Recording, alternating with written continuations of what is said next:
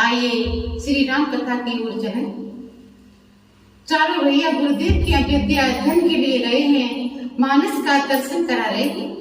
गुरुगृह पढ़ने गए रघुराई और अल्प काल विद्या सब पाई। चारों भैया विद्या अध्ययन के लिए गुरुदेव के यहाँ गए हैं। थोड़े से समय में चारों भैया संपूर्ण विद्याओं में पारंगत हो गए। विद्या उपरांत अवधपुरी में जब वापस आए, इधर देखिए मानस का दर्शन करा रहे हैं। विश्वामित्र महामुनि ज्ञानी और बसाओ विपन्न सोए आश्रम जानी। विश्वामित्र जी जितने भी यज्ञ करवा रहे हैं, निशाचर वहां जाकर के उन यज्ञों को विध्वंस कर देते हैं। जहां भी विश्वामित्र जी यज्ञ जाकर के करवाते हैं, सुभाव मारीच वहां जाकर के यज्ञ को विध्वंस कर देते हैं। एक भी यज्ञ सफल नहीं होने दे रहे। विश्वामित्र जी विचार करने लगे, जहां भी यज्ञ करवा रहा हूं, सुभाव मारीच एक भी यज्ञ सफल नहीं होने दे रहे। आखिर कारण क्या है? यह प्रश्न उठ रहा है। क्या कारण है? क्या भूमि दूषित है इसलिए यज्ञ संपन्न नहीं हो रहा? क्या उच्च कोटि के मुनि नहीं है? उच्च कोटि के मुनि हैं, 10,000 वर्ष तक तप किया है और तपोभूमि है, फिर यज्ञ संपन्न क्यों नहीं हो रहे? विश्वामित्र जी को चिंता होने लगी। तभी मुनिवर मन कीन विचारा और प्रभु के घटे हरणमय भारा। विश्वामित्र जी विचार करने लगे, विश्वामित्र जी को चिंता होने लगी। देखिए, चिंता हम संसारियों को भी होती है। हम संसारी जीवन में चिंता करते करते चिंता की चिता पर जल करके राख हो जाते हैं। और महात्माओं को चिंता होती है, महात्माओं की चिंता चिंतन में बदल जाती है।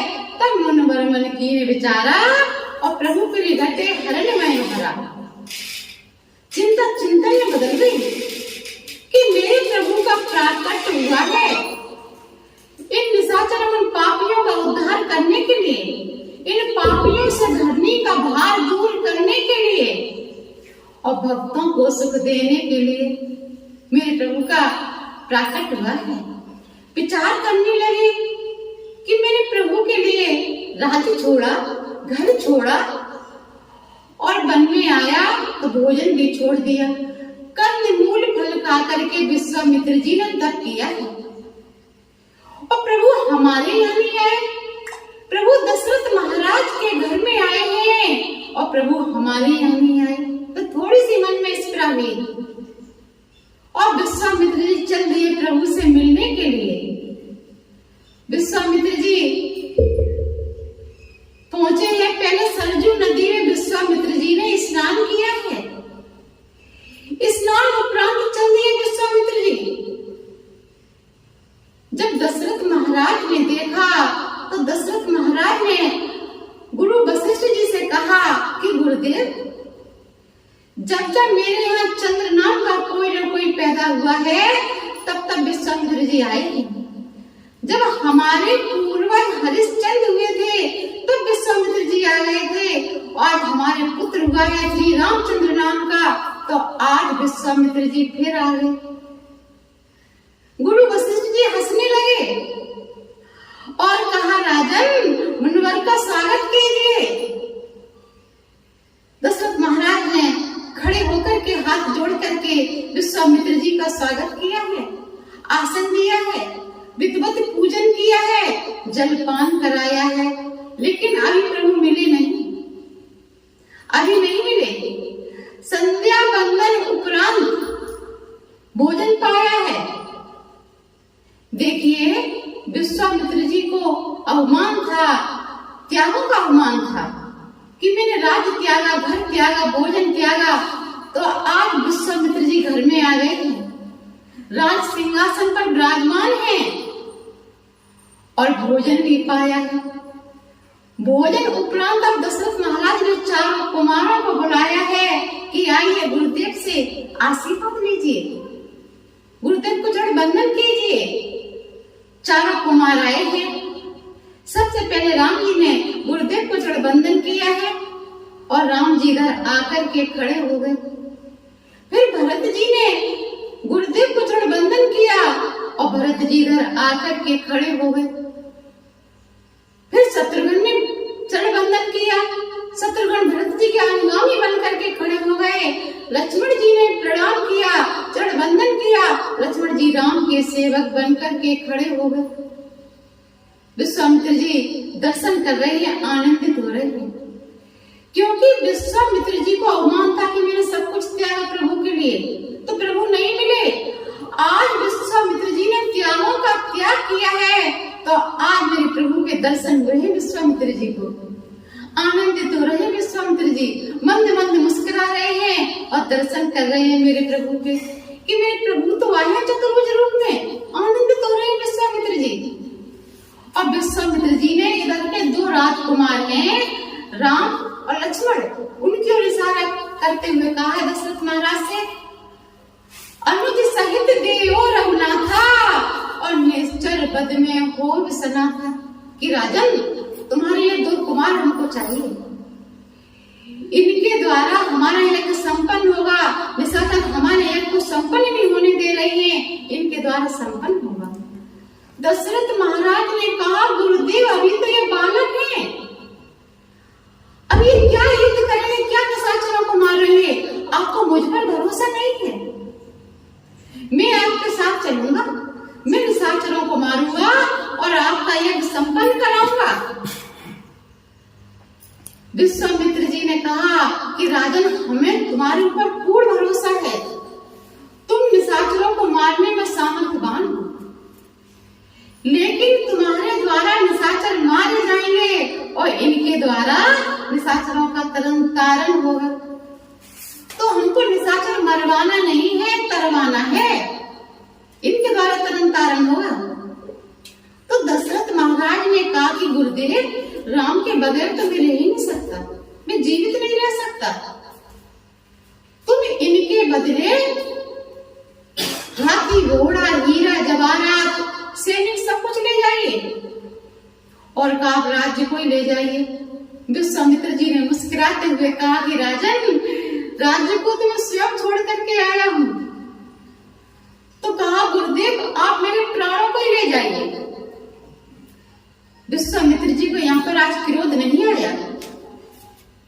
विश्वामित्र जी इतने क्रोधी हैं, विश्वामित्र जी ने क्रोध में आकर के वशिष्ठ जी के सभी पुत्रों को समाप्त कर दिया, लेकिन आज विश्वामित्र जी को क्रोध नहीं आया।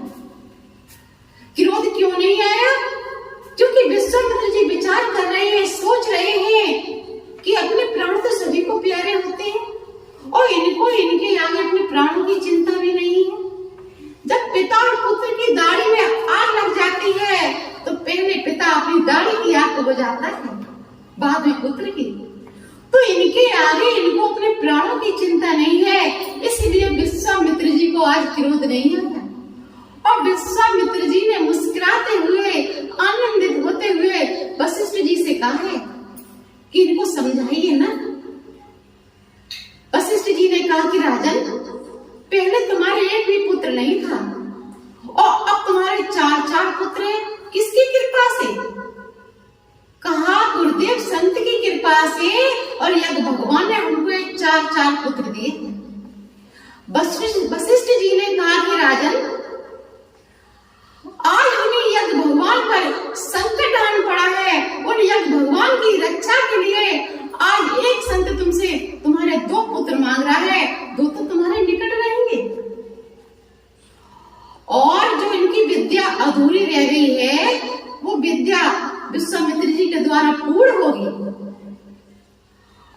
और कहा उधर से जब विश्वामित्र जी कुमारों को वापस करने के लिए आएंगे तो उधर से बहू लेकर के आएंगे। बहू का नाम सुन करके दशरथ महाराज आनंदित होने लगे और दोनों कुमारों का हाथ दशरथ महाराज ने विश्वामित्र जी के हाथ में दिया और कुमारों को समझाया कि आज से यही तुम्हारे माता पिता हैं, गुरुदेव की आज्ञा का पालन करना। इस प्रकार से गुरुदेव दशरथ महाराज ने समझाया है दोनों कुमारों को। अब राम ने कहा कि गुरुदेव मां से आज्ञा ले हम, विश्वामित्र जी विचार करने लगे कि पिताजी को ही आज्ञा देने में इतना समय लगा तो माताओं को कितना समय लगेगा, और माँ की ममता तो अंधी बताई है। फिर विचार किया इनको माँ से आज्ञा लेने न जाने दूं तो इनके संस्कार बिगड़ेंगे, इनके संस्कार न बिगड़ पाए, इसलिए विश्वामित्र जी ने दोनों कुमारों को आज्ञा दे दी कि जाओ माँ से आज्ञा लेकर के आइए। दोनों कुमार दौड़े दौड़े भवन में पहुंचे हैं, तीनों माताओं को चढ़ बंधन किया, माताओं ने शीघ्र आज्ञा दे दी, शीघ्र वापस आए। विश्वामित्र जी आश्चर्यचकित रह गए कि माताओं ने तो शीघ्र आज्ञा दे दी, क्योंकि माताओं ने सुन लिया था जब वशिष्ठ जी ने कहा था उधर से जब वापस आएंगे तो बहू लेकर के आएंगे। बहू का नाम सुनकर के माताएं आनंदित होने लगी। जब बच्चा पैदा होता है उसी दिन से माँ बहू के ख्वाब देखती है और बालकों को कुमारों को आज्ञा दे दी गुरुदेव के साथ जाने के लिए। दोनों कुमार विश्वामित्र जी के साथ चल दिए हैं। मैं राम कथा को यहीं पर विश्राम देती हूँ। तब तक के लिए जय सिया राम, जय सिया राम, जय सिया राम।